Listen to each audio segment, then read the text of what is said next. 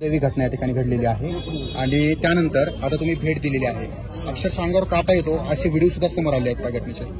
जे व्हिडिओ मला दाखवण्यात आलेला आहे तो अत्यंत भयानक व्हिडिओ आहे.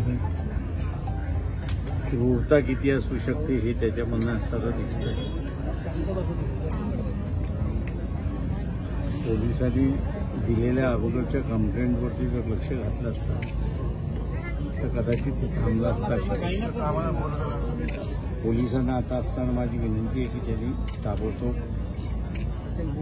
विटनेसांचे स्टेटमेंट घ्यावे, इंडिपेंडेंट विटनेसांचे स्टेटमेंट घ्यावे आणि फास्ट ट्रॅक कोर्टवरती घेऊन इथं ताबडतोब निकाल लावून द्यावा.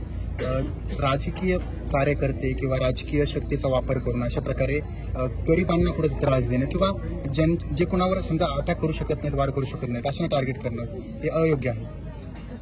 हां, इथे मला वाटतं जे काही मला आता माहिती मिळालेली आहे, वाळू माफिया, पाणी माफिया असं जे आहे त्यांचा बंदोबस्त केला पाहिजे तरच लॉ अँड ऑर्डर थांबेल असं दिसते.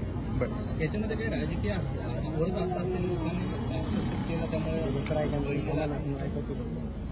नाही, मला अजून तेवढी माहिती नाही मिळाली. बरं, मुंबईमध्ये मोठ्या संख्येमध्ये लोक गेलेले आहेत आणि मागणी केली जाते आरक्षणासंदर्भात.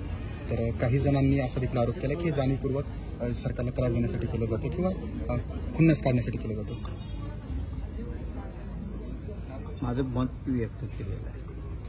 पण आता ते पोहोचलेले आहेत मुंबईमध्ये. आरक्षण घेतल्याशिवाय घरी परतायचं नाही तर खरंच घरी घेऊन गेल्यानंतर आरक्षण मिळणार आहे का? लढ्यातला भाग त्यांचा आहे, त्याचे जे म्हणतात पण लक्ष्मण हाके म्हणतात की सरकार उलथवून टाकण्यासाठीचा हा प्रकार आहे.